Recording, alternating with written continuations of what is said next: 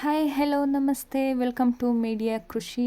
ನೀವು ನೋಡ್ತಾ ಇರಬಹುದು ಸಿಂಗಲ್ ನೇಗ್ಲು ಅರೆ ಹೊಡಿಸ್ತಾ ಇರೋದನ್ನು. ಇದೇನಕ್ಕಪ್ಪ ಅಂತ ಅಂದರೆ ಸ್ವೀಟ್ ಪೊಟೆಟೊ ಅಂದರೆ ಗೆಣಸು ಬೀಳನ್ನ ಹಾಕೋಕ್ಕೆ ಅಂತ ಹೇಳಿಬಿಟ್ಟು ಈ ರೀತಿ ಅರೆನ ಹೊಡಿಸ್ತಾ ಇದ್ದೀವಿ ಸಿಂಗಲ್ ನೇಗ್ಲಲ್ಲಿ. ನೀವು ನೋಡ್ತಾ ಇರ್ಬೋದು ಎಷ್ಟು ಚೆನ್ನಾಗಿ ಹೊಡಿತಿದ್ದಾರೆ ನೋಡಿ. ಅದು ಹೀಗೇ ಇರಬೇಕು, ಹೀಗಿದ್ರೇ ಗೆಣಸು ಬೀಳನ್ನ ಹಾಕೋಕ್ಕೆ ಸರಿಯಾಗುವಂಥದ್ದು. ಈಗಾಗಲೇ ಅರ್ಧ ಹೊಡೆದಿದ್ದಾರೆ, ಇನ್ನು ಸ್ವಲ್ಪ ಇದೆ. ಅರೆ ಹೊಡೆದು ಮುಗಿಸಿದ ನಂತರ ಇದಕ್ಕೇನು ಮಾಡ್ತೀವಿ ಅಂತ ಅಂದರೆ ಪೈಪ್ಗಳನ್ನೆಲ್ಲ ಜೋಡಿಸಿ ಸ್ಪ್ರಿಂಕ್ಲರಲ್ಲಿ ನೀರು ಹೊಡಿತೀವಿ. ಯಾಕಂದರೆ ಮಳೆ ಇಲ್ದಿರೋ ಕಾರಣಕ್ಕೆ ಸ್ಪ್ರಿಂಕ್ಲರಲ್ಲಿ ನೀರು ಹೊಡ್ಕೊಂಡು ನಂತರ ಗೆಣಸು ಬೀಳನ್ನ ತಂದು ನಾಟಿ ಮಾಡುವಂಥದ್ದು. ನೋಡಿ, ಸ್ಪ್ರಿಂಕ್ಲರ್ ಜೋಡಿಸಾಗಿದೆ, ಪೈಪೆಲ್ಲ ಜೋಡಿಸಿ ನೀರು ಹೊಡಿತಾ ಇದ್ದೀವಿ. ಇದು ಎಷ್ಟು ಚೆಂದ ನೆನೆಯುತ್ತೆ ಅಷ್ಟು ಒಳ್ಳೆಯದು ನಾಟಿ ಮಾಡೋಕ್ಕೆ. ಚೆನ್ನಾಗಿ ನೆನೆದಿದ್ರೆ ಬೇಗ ಬೇಗ ನಾಟಿ ಮಾಡಿಕೊಂಡು ಹೋಗ್ಬೋದು. ಹಾಗಾಗಿ ನಾವೀಗಾಗಲೇ ಬೇರೆ ಕಡೆ ಬೀಳನ್ನ ನೋಡಿದ್ದೀವಿ, ಅಂದರೆ ಬೇರೆಯವ್ರ ಜಮೀನಲ್ಲಿ ಅವ್ರು ಹಾಕಿರುವಂಥ ಗೆಣಸು ಬೀಳನ್ನ ನೋಡ್ಕೊಂಡು ಬಂದಿದ್ದೀವಿ. ಅಲ್ಲಿಗೆ ಹೋಗಿ ಇನ್ನೊಮ್ಮೆ ನೋಡಿಕೊಂಡು ಅಲ್ಲಿ ಗೆಣಸು ಹೇಗಿದೆ ಅಂತಲೂ ನೋಡಿಕೊಂಡು ಅಲ್ಲಿಂದ ಗೆಣಸು ಬೀಳನ್ನ ತೊಗೊಂಬರಬೇಕು. ನೋಡಿ, ನೋಡೋಕ್ಕೆ ಅಂತ ಬಂದಿದ್ದೀವಿ. ಚೆನ್ನಾಗಿದೆ ಬೀಳು.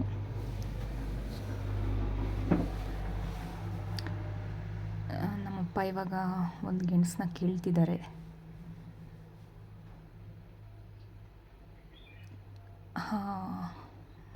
ಕಿತ್ತರು ನೋಡಿ ಹೇಗಿದೆ ಗೆಣಸು ಅಂತ ಅವರೇ ತೋರಿಸ್ತಾರೆ ಇವಾಗ.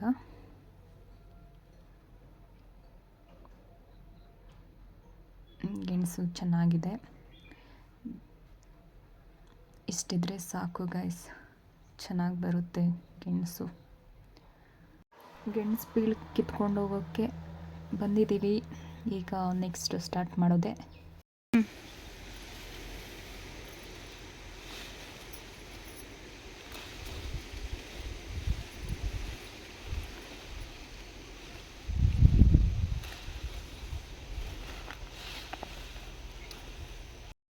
ಚೀಲಕ್ಕೆ ತುಂಬ್ಕೊಂಡು ಹೋಗೋಣ. ಅವ್ರು ಕೊಟ್ಟಿರೋದೇ ಹೆಚ್ಚು.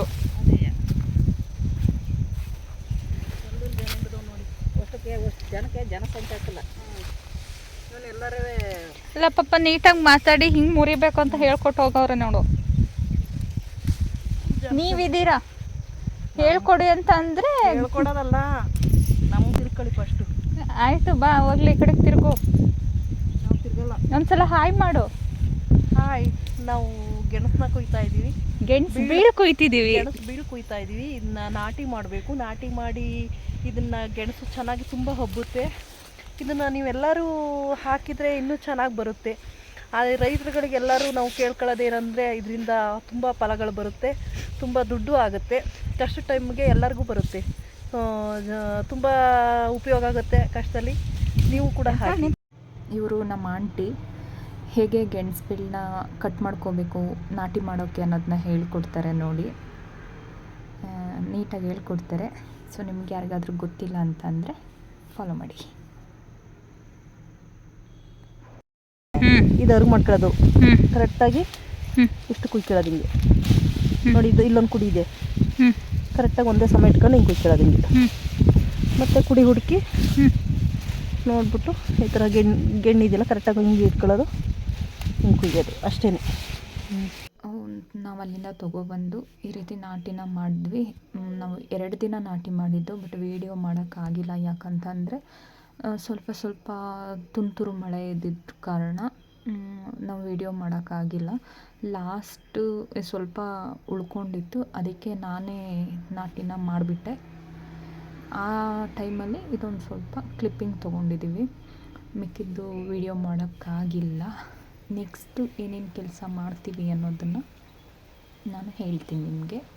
ಸೊ ಈ ರೀತಿ ನಾಟಿನ ಮಾಡಿ ಮುಗಿಸ್ಕೊಂಡ್ವಿ. ಅದು ತುಂಬ ನೀರು ಹೊಡೆದು ಮೆತ್ತಗಿದ್ದರೆ ಪಟಪಟ ಅಂತ ನಾಟಿನ ಮಾಡ್ಬೋದು.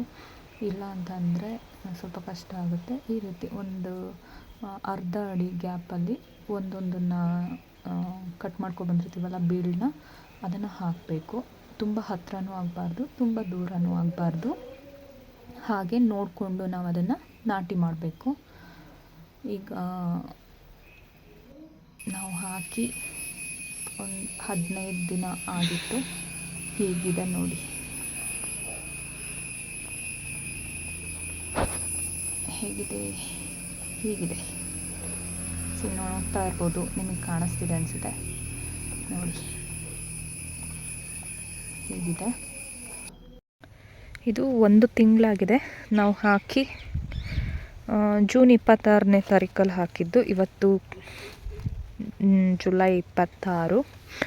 ಸೊ ಕರೆಕ್ಟಾಗಿ 1 ತಿಂಗಳಾಗಿದೆ. ಇಷ್ಟು ಬಂದಿದೆ ನೋಡಿ. ಇವಾಗ ನೆಕ್ಸ್ಟು ಕೆಲಸ ಏನಪ್ಪ ಅಂತ ಅಂದರೆ, ಈ ಹಳು ಏನಿದೆ, ಹಳು ಎಲ್ಲ ತೆಗೆದು ಗೊಬ್ಬರ ಹಾಕೋ ಅಂಥದ್ದು.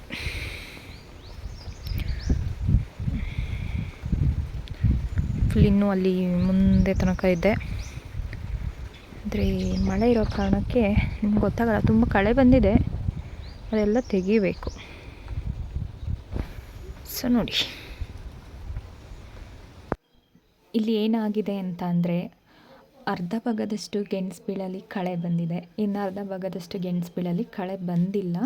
ನೀವು ನೋಡ್ತಾ ಇರ್ಬೋದು, ಇಲ್ಲಿ ಜೋಳ ಎಲ್ಲ ಹುಟ್ಟಿದೆ ಅಲ್ವಾ. ನಾವು ಇದಕ್ಕೂ ಮೊದಲು ಜೋಳ ಹಾಕಿದ್ವಿ, ಗೆಣಸು ಬೀಳು ಹಾಕೋಕ್ಕೂ ಮೊದಲು. ಅದಾದ ನಂತರ ಜೋಳ ಎಲ್ಲ ಮುರಿದ ನಂತರ ಗೆಣಸು ಬೀಳು ಹಾಕಿರೋ ಅಂಥದ್ದು, ಹಾಗಾಗಿ ಅದು ಹುಟ್ಟಿದೆ.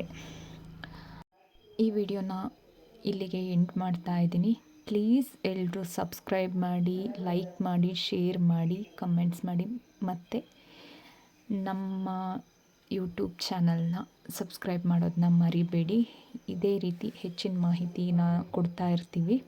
ಸೊ ಹಾಗಾಗಿ ಕೃಷಿ ಯೂಟ್ಯೂಬ್ ಚಾನಲ್ನ ಸಬ್ಸ್ಕ್ರೈಬ್ ಮಾಡಿ.